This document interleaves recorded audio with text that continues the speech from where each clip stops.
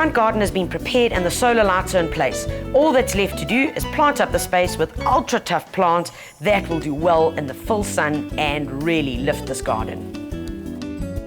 Right, my first baby is going in, putting in some superphosphate in the bottom of the hole. Remember, you can use superphosphate or bone meal, it does exactly the same thing. This aloe that I'm putting in here is called Fire Chief. It's one of the new hybrid aloes, and I have to tell you, seriously, it's like the best new cell phones that are coming out. That's what's happening in the world of aloes. Fire Chief gets to about 1 meter in height maximum, but it has the most spectacular candelabra of bright, bright red flowers from May right on through till July. Meter by meter, good for a small to medium garden. And man, the sunbirds are just going to love this.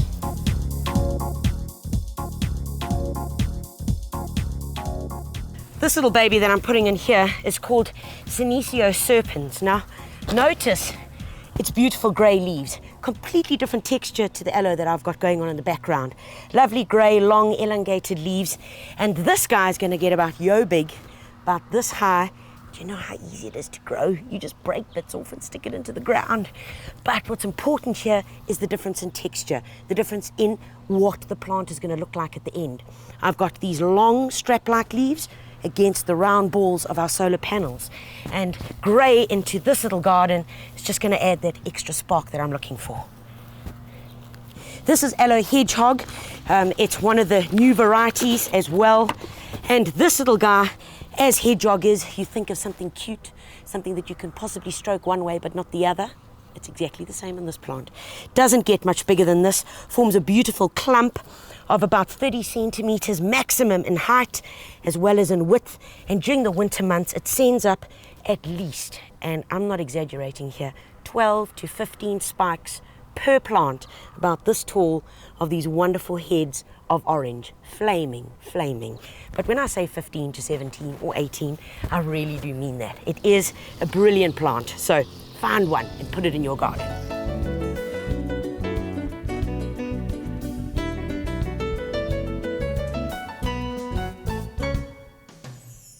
This little guy that I've put in here is a great contrasting plant. Remember, we've put in a lot of greens, a lot of the aloes for the structure, the other sedums, which are going to give us the height and the grey, and then we want the contrast. And this little golden sedum is going to do just the job. Nice and low growing, only 20 centimeters in height, but spreading, kind of sprawls, just like a little octopus. If it starts getting out of control and out of hand, starts growing a bit onto your lawn, all you do is break a bit off and stick it in the ground somewhere else, and I guarantee you it'll grow.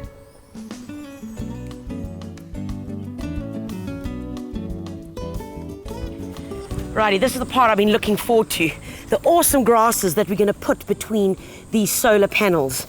And this is called a Carex genica. It's one of the hybrids.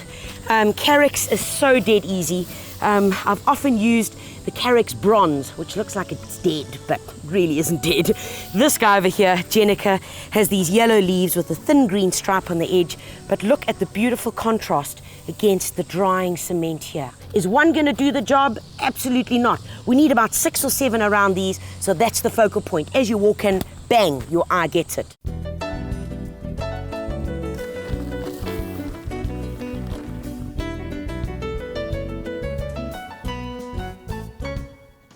My final plant that I'm putting in are these little guys over here. It's called the vinca, and often it's known as the impatiens that will grow in the sun. And that's because it's entirely sun tolerant. In fact, put in the shade, it's not going to do what you want it to do.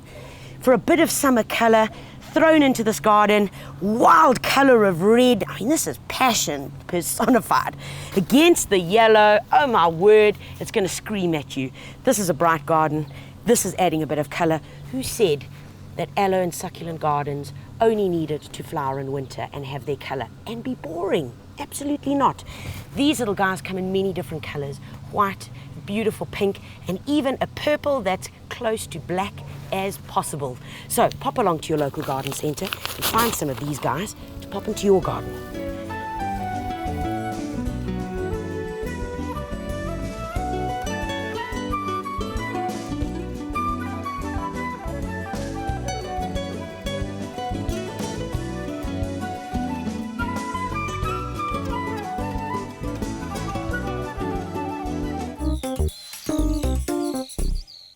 I often get asked, how do I know if snails are eating my plants?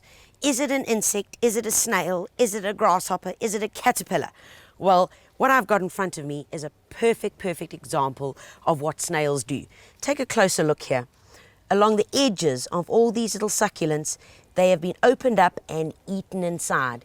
The best way to find out if it is snails indeed is to do it during the day, because snails will go and hide underneath the leaves. They find a way to tuck themselves in just underneath them, especially any long strap-like leaves, like your agapanthus, your clivias, bromeliads, and of course our succulents. And if I have to look around here, well, there's the little blighter. That's him, and that's what they do. Remember, they don't eat during the day, they only eat at night. So the other thing is, just after you've had a light shower of rain, maybe a gorgeous thunderstorm, and it's early evening, go out and have a look, because that's when they start eating. They love coming out, or just fake it. Sprinkle the plants with a little bit of water with a hose pipe, go out and you will find them. A great way to involve the kids is give them 50 cents. They'd probably demand 10 rand a snail, but see how many they can collect, and then you can choose to do with them what you want. A great example, stick them onto your compost heap. I'm afraid you do have to kill them at this point. Kill them, put them onto your compost heap. They form a great form of nutrition for your compost as well. So, the other thing is, people often ask me, well, what is the difference between these guys and the very big ones that we see in our gardens? Well, those big ones, folks, don't kill them, whatever you do. If I'm driving along the road and I find one of them, I stop, pick it up, put it in the back of my bakkie and carry on home. And he gets relocated into my garden because it's a carnivorous snail. Oh yes, it eats these guys. Seriously, it'll find them, sniff them out, and it will just grab it in here and pull this whole slug right out of its shell. So those little guys are like chameleons. You really want to protect them in your garden and make sure that you have loads and loads of them. The other question that we often asked, it's going to stay here for now. How do I know that I've got aphids? We'll take a look here. This is a prime example of what aphids are. Often found on the tips of plants where there's fresh young growth, which makes it easy for them to suck the sap out of the plant, because that's what they do. That's their main function.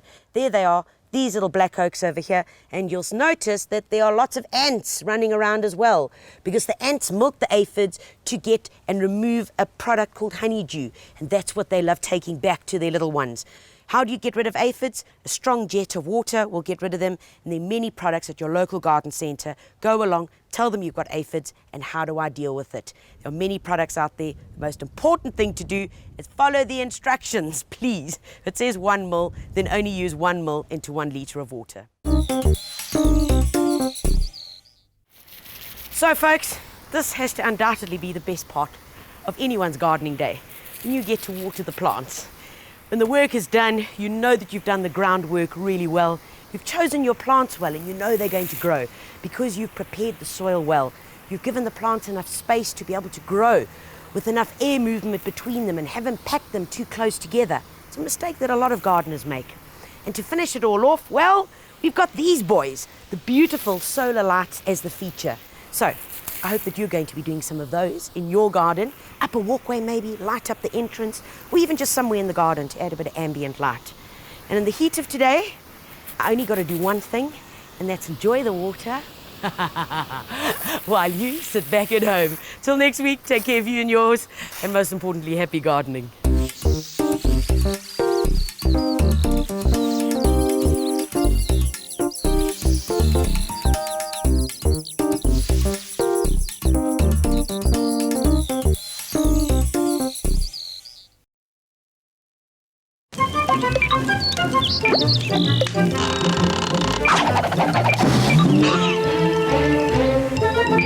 Make 15% more concrete from every bag.